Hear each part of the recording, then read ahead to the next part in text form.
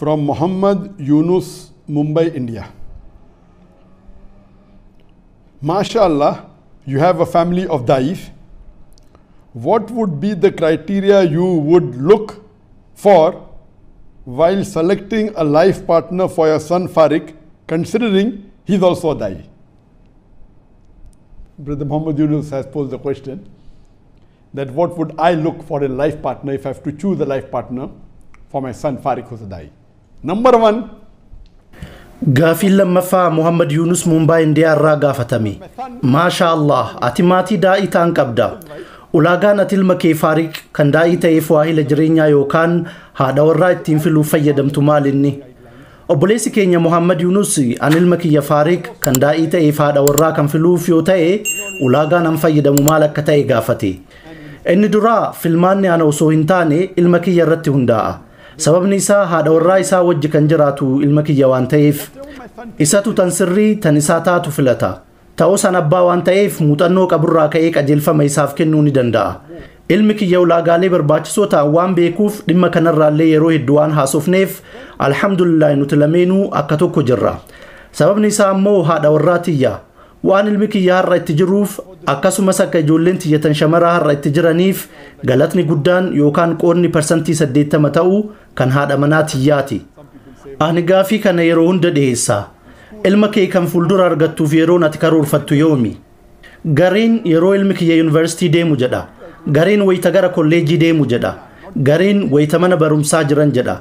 Gariin ammoo wayita oolmaa daa'immanii seenu jedha. Haa ta'u malee akkaataan islaamummaa fi ulaagaan islaamummaadhaa yeroo ati ilma kan keetiif karoorfattu yeroo waahila jireenyaa filattu akka ta'e nu barsiisa. Wayitaati waahila jireenyaa filattu kana ilmaan kan kee akkam ta'uu akka qaban isaaniif qophaa'aarta jechuudha. Ani ijoolleen tiyya akka daa'ii ta'aniin barbaada. Sababa kanaaf dubartii daa'ii taate filadhe. Ani akka gama amantaatiin jabaa ta'aniin barbaada. Sababa kanaaf dubartii gama diiniitiin jabduu taate filadhe. Har'aan tana namoonni hedduun ijoolleen tiyya daa'ii akka ta'aniif gama daawaatiin warra adda duree irra deemaa jiran akka ta'an kan godhe ana akka ta'e yaadu. Alhamdulillah. Haa ta'u malee osoo qabxii kenninaan jedhanii parsantiin 80 kan haadha warraa tiyyaati. Alhamdulillah anis qajeelfama kennaa ture. Anis deeggaraa ture. Waan hundaan bira dhaabbataa ture. Haa ta'u malee galatni guddaan kan haadha warraa tiyyaati. Amma gara gaafichaa haa deebinu. Ilma kiyya Farik kan daa'ii ta'eef waahila jireenyaa isaaf filuuf ulaagaaleen an keessatti ilaalu maali? Akkuma deebisaa duraa irratti dubbadhetti ergamaan keenya jaalatamaan Nabi Muhammad sallallahu alaihi wasallam Sahih Bukaarii mujallada 7ffaa lakkoofsa hadiisaa 590 irratti akkasumas hadiisni wal fakkaataan Sahih Muslim mujallada 4ffaa lakkoofsa hadiisaa 3635 irratti ibsameera. Ergamaan jaalatamaan sallallahu alaihi wasallam akkana jedhan: dubartiin yeroo gaa'ilaaf ilaallamtu waan afuriif filatamti. Yeroo dubartii fuudhaaf barbaaddu waan afur laalta. Qabeenya, sanyii, bareedinaa fi amantii isiiti. Amantii isiitiif isii filadhaa jedhan. Ergamaan Rabbii sallallahu alaihi wasallam ilmi namaa dubartii waahila jireenyaa isaaf taatu yoo filatu waan afur laalus qabeenya, sanyii, bareedinaa fi amantii diinii isiitiif isii filadhaa jedhan. Inni irra filatamaan amantiidha. Akkuma dura ibsetti ilma kiyyaan intala fuudhuu yoo barbaadde xiyyeeffannaa parsantii 95 ta'u diiniidhaaf kenni jedhaan. Kanneen hafan sadan waan yeroodhaan daangeffamanidha. Akkasumas waanuma addunyaa tanarra qofaaf nama fayyadanidha. Amantiin, diiniin akiraa fi dachii kanaafis fayyada. Rabbi subhaanahu wa ta'ala Quraana keessatti akka nu himetti gammachuu dachii kana qofa barbaaddan yoo ta'e gammachuu dachii kanaa isiniif kenna. Garuu kan akiraa hin argattan. Akiraa yoo barbaaddan ammoo Rabbi gammachuu akiraa fi duniyaatis isiniif kennaa jedhe. Qabeenyaan wal qabatee ilmi kiyya qabeenya haadha warraa isaa akka fayyadamu ani hin barbaadu. Inni dhiira ta'uu qaba, of danda'uu qaba, qawwaama ta'uu qaba. Kanaafuu intalti sun dureettii ta'uu fi hiyyeettii ta'uun isii homaa jijjiirama hin fidu. Kanaafuu qabeenyaan wal qabatee qabxii takkallee akka kennu isa hin gorsu. Inumaa wanti xiyyeeffannaa argachuu qabu hiyyeettii ta'uun isii hedduu filatamtuu isii taasisa. Dureettii taanaan rakkoodha. Isiin haalaan dureettii taanaan of eeggannaa godhuu qaba. Yoo intalti mucaa kiyya barbaaddu sun haalaan dureettii taate bileenara yoo taate ilma kiyyaan of eeggannaa godhii isaan jedha. Tarii yoo gama diiniitiin dhibba keessaa dhibba qabaattee qabeenya saniif dantaa dhabde malee saniin ala dureettii yoo taate isii to'achuu waan rakkisuuf of eeggannaa godhuu qabdaan jedha. Hiyyeettii ta'uun isii irra gaariidha. Saniin ala qabeenyi xiyyeeffannaa takka illee argatuu hin qabu. Haalaan dureetti akka hin taane of eeggachuun barbaachisaadha. Yoo hiyyeetti taate gaariidha. Yoo jiddu galeessa ta'es rakkoo hin qabu. Dureetti ta'uunis rakkoo hin qabu. Garuu humnaa ol duroomuun gaarii miti. Qabxiin lammaffaan ammoo sanyii yookaan maatiidha. Anaaf kunis waan jijjiirama qabuu miti. Maatii warra diinii qabu keessaa dhufuun isii tarii gaarii ta'uu mala. Ta'us parsantii walakkaa qofa argatuu qaba. Yoo maatiin gaariin argame gaariidha. Yoo hin argamnes rakkoo hin qabu. Kan barbaachisu diinii isiiti. Namni gariin maatii gaarii keessaa argamee gaarii ta'uu dhabuu mala. Fakkeenyaalee gara garaa ibsuun ni danda'a. Ijoolleen anbiyaa fi ergamtoota kan mushrika ta'an hedduutu jira.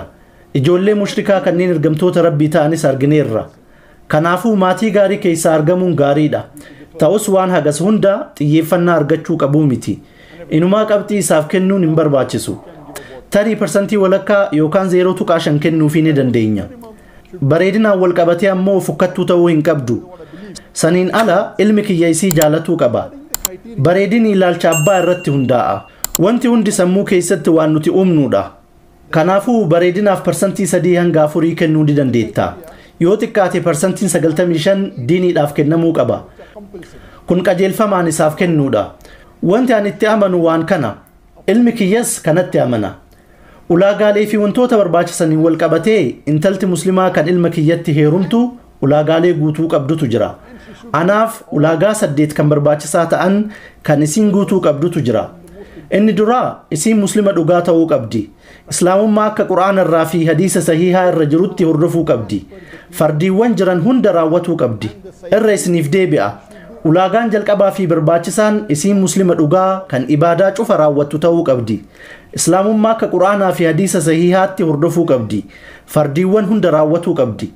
Fardii jechuun hunduma. Tawhiidatti amanuu qabdi. Taqwaa qabaatuu qabdi. Salaata guyyaa 5 salaatuu qabdi. Zakaa kennatuu dandeetti taanaan kennuu qabdi. Ji'a Ramadaanaa soomanuu qabdi. Hajjii raawwatuu dandeetti taanaan godhuu qabdi. Hijaabaa fi wantoota silaa irraa dubbadhee sa'a dheeraa narraa fixu hunda tan hojjettu akka taatu barbaada. Ulaagaan lammaffaan wantoota haraama ta'an hundarraa tan fagaattu ta'uu isiiti. Badiiwwan gurguddaa fi xixiqqaa hundarraa fagaatuu qabdi. Haga dandeetteen wantoota hundarraa fagaatuu qabdi. Tarii badiiwwan xixiqqoo 1 fi 2 raawwatuu malti. Silaa ilmi namaa badii hin dalagu jechuun hin danda'amu. Haa ta'u malee badiiwwan gurguddaa hundarraa fagaatuuf tattaafatuu isii barbaachisa. Badiiwwan xixiqqoorraallee haga dandeetteen hundarraa fagaatuu qabdi. Ulaagaan sadaffaan qulqulluu fi ibaadaawwan mustahabba ta'an kanneen sunnaawwan Rasuulaa sallallahu alaihi wasallam keessatti ibsaman kan raawwatu ta'uu qabdi. Sadaffaan intala qulqulluu ta'utu isii irraa eeggama. Akkasumas sunnaawwan Rasuulaa sallallahu alaihi wasallam hanga dandeetteen itti dalaguu qabdi. Wantoota mustahabba ta'an, wantoota jajjabeeffaman kan Qur'aanaa fi hadiisa sahiha keessa jiran haga dandeetteen kan hojjettu ta'uu qabdi. Kana jechuun hammi taqwaa isii ol aanaa ta'uu qaba. Tawhiidatti kan amantu, salaatota waajibaa 5 cinatti tahajjuda kan salaattu, sunnaawwan mu'akkadaa jedhaman kan raawwattu, sunnaawwan ghayru mu'akkadaa jedhaman tan raawwattu ta'uu qabdi. Zakaa dirqama ta'een cinatti sadaqaa tan kennattu, ji'a Ramadaanaa soomanuun cinatti guyyaa Arafaa, Muharrama keessa guyyaa 3, guyyaa 9ffaa, guyyaa 10ffaa, guyyaa 11ffaa, guyyoota Shawwaal 6, guyyoota Ayyaamal Biid jedhaman 3, ji'oota hundarraa Isniinaa fi Kamisaa fi kanneen birootis soomanuu qabdi. Haga dandeetteen wantoota mustahabba ta'an raawwatuu qabdi. Haga dandeetteen qulqulluu ta'uu qabdi. Qabxii sadaffaa kanarraa qofa sa'a hedduu haasawa taasisuun ni danda'ama. Qabxiin afraffaan da'awaadhaaf hamilee qabaachuu qabdi. Dhaamsa islaamummaa muslimootaa fi warra muslima hin ta'iniif tan facaaftu ta'uu isii irraa barbaada. Da'awaa fi dhaamsa islaamummaa facaasuudhaaf hamilee qabaatuu qabdi. Qabxiin shanaffaan ammoo abbaa warraa isii jechuunis ilma kiyya da'awaa godhuu irratti jajjabeessuu fi guutumaan guututti gargaaruu qabdi. Kana jechuun da'awaa ilmi kiyya godhu hundarratti isa jabeessuu qabdi. Guutumaan guututti deeggaruu fi jajjabeessuu qabdi. Da'awaa godhu hundarratti isa gargaaruu qabdi. Qabxiin jahaffaan isiin jireenya salphaa jiraachuudhaaf tan feetu ta'uu qabdi. Sunis jireenya qananii daangaa dabre ta'uu hin qabdu. Inshaallah jireenyi ilma kiyyaa jireenya mijaawaadha. Haa ta'u malee bakka barbaachisaa ta'ee argametti qananii qabdu hunda aarsaa godhuudhaaf heeyyamamtuu tan taate ta'uu qabdi. Torbaffaan afaan Ingiliffaa irratti cimtuu ta'uu qabdi. Sababni isaa ilmi kiyya Ingiliffa waan fayyadamuuf isiinis akka cimtuu taatu barbaada. Saddeetaffaan ammoo isiin Maleeshiyaa keessa jiraatuudhaaf hayyamamtuu ta'uu qabdi. Yookaan ammoo bakka ilmi kiyya deemu cufatti kan isa faana deemtu ta'uu qabdi. Haa ta'u malee karoorri isaa Maleeshiyaa keessa jiraachuudha. Kanaafuu isiinis Maleeshiyaa keessa jiraachuudhaaf hayyamamtuu ta'uu qabdi. Kunniin qabxiilee 8 kan dirqama ta'an kan an ilma kiyyaaf wayita waahila jireenyaa filu kan xiyyeeffannaa keessa galchuudha. Qabxiilee akkaan barbaachisan kan dirqama hin ta'iniin wal qabatee tokkoffaan akka isiin gama afaan Arabaatiin cimtuu taatu barbaada. Afaan Arabaa kan duraa yookaan afaan Arabaa kan Qur'aanaatiin cimtuu ta'uu qabdi. Sababni isaa ani ijoollee tiyya afaan Arabaa irratti cimaa akka ta'aniin barbaada. Ilmi kiyya afaan Arabii sirriitti beeka. Kanaafuu haati warraa isaatis akka afaan Arabaa sirriitti beektu barbaada. Haala saniin ijoolleen afaan Arabaa fi Ingiliffaanis cimaa ta'uu danda'an. Qabxiin lammaffaan isiin tan daawaa gootu ta'uu qabdi. Nama muslimaa fi warra muslimaa hin ta'initti daawaa tan gootu ta'uu qabdi.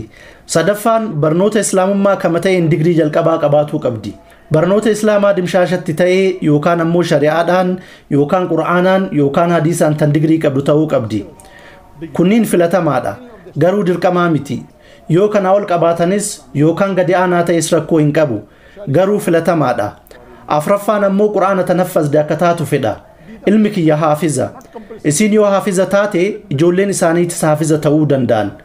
Daawaa godhuu irratti haafiza ta'uun akkaan jaalatamaadha. Shanaffaan dhaabbilee islaamaatiin waliin hidhata tan qabdu akka taatu barbaada. Jahaffaan ammoo isii daawaalee afaan Ingiliffaatiin dhihaatan hedduu kan hordofte ta'uu qabdi. Sunis daawaa fi wantoota daawaa wal qabatan maal akka ta'an akka beektu isii gargaara. Kunniin qabxiilee dabalataa jahan kanneen dirqama hin ta'in garuu kan filatamaa ta'anidha. Yoo tokko keessaa hir'ate yookaan wanti hanqate yoo jiraate rakkoo hin qabu. Haa ta'u malee qabxiilee dirqama ta'an 8tu jira. Dabalataan ammoo qabxiilee 6 kan akkaan ani yoo ilma kiyyaaf waahila jireenyaa filu barbaadutu jira. Kunniin ulaagaalee ijoodha. Wantootni dabalataa hedduutu jira. Fakkeenyaaf kan aadaa walitti galu ta'uu qaba. Fakkeenyaaf namni aadaa Chaayinaa qofaan jiraatu nama aadaa Afrikaa qofaan jiraatu walii galee ni jiraata jedhanii eeguun ni ulfaata. Haa ta'u malee qabxiileen dirqamaa 95% ol yoo guutamanii fi qabxiileen dabalataa 6 yoo guutaman jiraachuu ni danda'u. Wantootni hafan ammoo walitti kan galan ta'uu qaba. Garaagarummaan aadaa walitti siqfamuu qaba. Kunniin wantoota sadarkaa lammaffaa fi sadaffaa irratti argamanidha. Jalqaba irratti qabxiilee dirqamaa 8 fi dabalataa 6tu jira. Kanneen hafan ammoo sanbooda kan dhufan ta'u.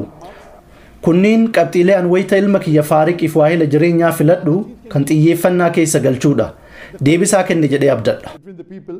So these things are which are secondary and tertiary. But the first compulsory points I've mentioned 8, then the 6 points, and then other points are later on. So this was in brief what I would look for in a life partner for my son.